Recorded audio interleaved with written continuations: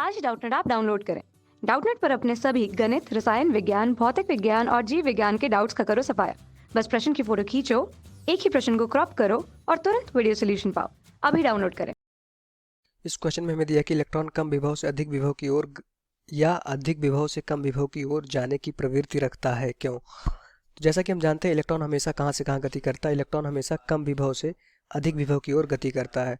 तो हमेशा याद रखिएगा, इलेक्ट्रॉन हमेशा कम विभव से अधिक विभव की ओर गति करता है।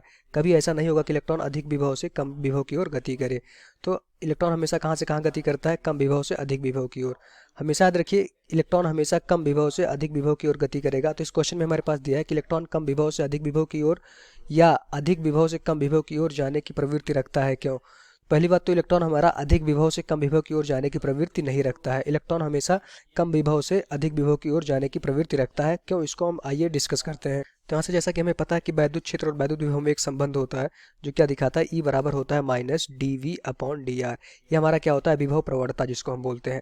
अब यहाँ से देखेंगे कि ये हमारा क्या होता है, वैद्युत क्षेत्र हमारा क्या होता है? सदिश राशि होती है। और ये जो विभव हमारा होता है क्या होता है? अदिश राशि होती है। तो ऐसे हम सदिश और अदिश राशि को दोनों को बराबर नहीं कर सकते, इसीलिए हम क्या लेते हैं? उनकी प्रवणता हम लेते हैं। अब जैसा कि हम जानते हैं कि ये निगेटिव साइन क्या है, ये बता रहा है कि जिस दिशा में हमारा वैद्युत क्षेत्र होगा उस दिशा में हमारा क्या होगा कि विभव सबसे कम होगा। मतलब कि विभव हमेशा वैद्युत क्षेत्र की दिशा में घटता है। ये हमारा नेगेटिव साइन बता रहा है कि in the direction of electric field, मतलब कि विभव की दिशा हमेशा वैद्युत क्षेत्र की दिशा में घटती है या फिर वैद्युत क्षेत्र की दिशा में हमेशा विभव घटता है।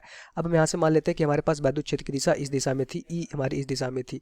अब यहाँ पर इस वैद्युत क्षेत्र में हमारे पास एक बिंदु था, ए था, ये हमारे पास बी बिंदु था, ये हमारे पास सी बिंदु था, ये हमारे पास डी बिंदु था।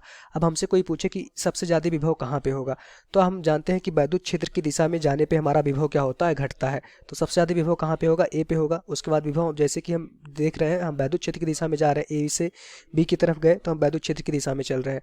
तो वैद्युत क्षेत्र की दिशा में क्या होता है? विभव घटता है, जो हमारा ऋणात्मक चिन्ह बता रहा है। तो बी पे विभव और कम हो जाएगा, सी पे विभव और कम हो जाएगा और डी पे विभव सबसे कम होगा। मतलब कि कोई बिंदु जो हमारा वैद्युत क्षेत्र के बहुत नज़दीक होगा उस पे विभव सबसे कम होगा। अब यहाँ से हम देख पा रहे हैं कि सबसे कम विभव हमारा कहाँ हो गया? डी पे। अच्छा, वैद्युत क्षेत्र मान लेते हैं हमारे पास। वैद्युत क्षेत्र की दिशा क्या होती है? एक हमारे पास धन आयन था, एक हमारे पास ऋण आयन था। हमेशा समझिएगा, यही इस क्वेश्चन का आंसर होगा कि हमेशा वैद्युत क्षेत्र की दिशा किधर होती है? धन आयन से ऋण आयन की तरफ। तो वैद्युत क्षेत्र की दिशा हमारा इस धन आयन से ऋण आयन की तरफ वैद्युत क्षेत्र की दिशा हमारी होती है। वैद्युत क्षेत्र की दिशा हमारी इस दिशा में हो जाएगी। ठीक, अब यहाँ से देख पा रहे हैं कि वैद्युत क्षेत्र की दिशा हमारी इस दिशा में हो गई। अब ये अगर इस दिशा में कोई भी वस्तु चलता है तो उसका विभव क्या होगा? घटेगा। मतलब कि हम यहाँ से मान लेते हैं हमारे पास बिंदु एक ए था, ये हमारे पास क्या था? बिंदु बी था। तो यहाँ से देखेंगे कि बिंदु ए पर विभव क्या होगा या बिंदु बी पर? कहाँ पे विभव ज़्यादा होगा? तो बिंदु ए पर विभव ज़्यादा होगा और बिंदु बी पर विभव हमारा क्या हो जाएगा? कम हो जाएगा। क्योंकि हमें पता है कि वैद्युत क्षेत्र की दिशा में क्या होता है? हमारा विभव घटता है। तो वैद्युत क्षेत्र की दिशा क्या थी? प्लस से ऋण आयन की तरफ थी, मतलब धन से ऋण आयन की तरफ हमारी वैद्युत क्षेत्र की दिशा थी। तो वैद्युत क्षेत्र की दिशा में हमारा क्या होता है? वैद्युत विभव घटता है। तो बिंदु बी पर विभव कम होगा, बिंदु ए पर विभव कम होगा। अब यहाँ से हम देख पा रहे हैं कि ये इलेक्ट्रॉन है, इलेक्ट्रॉन किधर गति करेगा? हमारा इलेक्ट्रॉन हमेशा धन आयन की तरफ गति करेगा। हम मान लेते हैं हमारे पास कोई इलेक्ट्रॉन इधर था, तो इलेक्ट्रॉन हमारा क्या करेगा? इस धनायन की तरफ गति करेगा। तो यहाँ से हम देख पा रहे हैं कि हमारा इलेक्ट्रॉन हमेशा किधर गति करता है? कम विभव से। बिंदु बी पर विभव कम है और बिंदु ए पर विभव ज़्यादा है। तो यहाँ से देखेंगे इलेक्ट्रॉन हमेशा कम विभव से ज़्यादा विभव की ओर गति कर पा रहा है। यहाँ से क्लियरली हम समझ पा रहे होंगे कि इलेक्ट्रॉन ही होगा तो इलेक्ट्रॉन हमेशा धनायन की तरफ गति करेगा। अब इलेक्ट्रॉन क्या हो रहा है? ये बिंदु बी पर हम विभव देख रहे हैं, बिंदु बी पर हमारा विभव कम है, बिंदु ए पर हमारा विभव ज़्यादा है।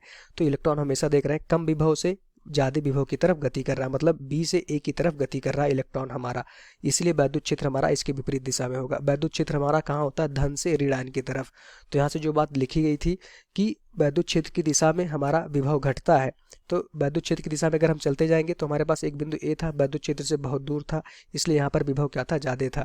बिंदु बी पर हमारा वैद्युत क्षेत्र के बहुत नज़दीक था, मतलब वैद्युत क्षेत्र की दिशा में था, तो वहाँ पे विभव क्या हो गया? हमारा कम हो गया। तो यहाँ से हम देख पा रहे हैं जो इलेक्ट्रॉन होता है हमेशा धनायन की तरफ गति करता है। तो बिंदु बी पर इलेक्ट्रॉन हमारा क्या होगा? धनायन की तरफ गति कर रहा होगा, मतलब अधिक विभव की तरफ गति कर रहा होगा। बिंदु ए पर विभव ज़्यादा है और बिंदु बी पर विभव हमेशा कम है। तो यहाँ से हम देख पा रहे हैं कि हमेशा हमेशा ही हमेशा ये बात बिल्कुल सही होगी कि हमारा जो इलेक्ट्रॉन होगा कम विभव से अधिक विभव की तरफ गति करता है, जो कि यहाँ से हम देख पा रहे हैं। अगर हमसे कोई कहे कि इस तरफ हमारे पास वैद्युत क्षेत्र की दिशा इस दिशा में है तो इलेक्ट्रॉन की गति बताइए, तो इलेक्ट्रॉन की गति क्या होती है? वैद्युत क्षेत्र के विपरीत दिशा में ही इलेक्ट्रॉन हमारा गति करेगा, इस दिशा में। अब कहते हैं कि हमारा जैसे हम जानते हैं इस हमारा संबंध से संबंध बहुत इंपॉर्टेंट है, जो वैद्युत क्षेत्र और वैद्युत विभव में संबंध बताता है कि वैद्युत क्षेत्र की दिशा में हमारा वैद्युत विभव घटता है। तो वैद्युत क्षेत्र की दिशा में जाने पे हमारा वैद्युत विभव घटता है। किसी भी बिंदु पे हम चले जाएंगे तो हमारा ये मान लेते हैं हमारे पास सी बिंदु था, ये हमारे पास डी बिंदु था, तो बिंदु डी पे हमारा विभव कम होगा क्योंकि हम वैद्युत क्षेत्र की दिशा में जा रहे हैं। तो इलेक्ट्रॉन हमारा देख रहे हैं, इलेक्ट्रॉन किधर गति कर रहा है, डी से सी की तरफ, तो कम विभव से अधिक विभव की तरफ हमारा इलेक्ट्रॉन गति करेगा। तो इस क्वेश्चन को समझने के लिए हमने दो सूत्र आजमाए। पहला क्या कि वैद्युत क्षेत्र की दिशा में हमारा विभव घटता है, ठीक, और दूसरा कि हमेशा जो वैद्युत क्षेत्र की दिशा होती है कहाँ से, धन आयन से ऋण आयन की तरफ होती है। अगर वैद्युत क्षेत्र की दिशा इस तरह होगी तो यहाँ पे धन आयन होगा और यहाँ पे ऋण आयन होगा। तो हमेशा ऋण आयन धन आयन की तरफ गति करते हैं, तो ऋण आयन इस दिशा में गति कर रहा होगा और हमारा विभव क्या होगा, इस दिशा में कम हो रहा होगा। तो विभव हमेशा कम विभव से अधिक विभव की तरफ गति होता है, यही हमेशा याद रखना। तो इलेक्ट्रॉन हमेशा कम विभव से कहाँ गति करेगा, अधिक विभव की तरफ गति करेगा।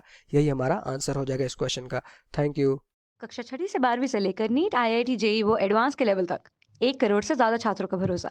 आज ही डाउनलोड करें डाउटनेट ऐप या व्हाट्सएप करें अपने सारे डाउट्स 8400 400 400 पर।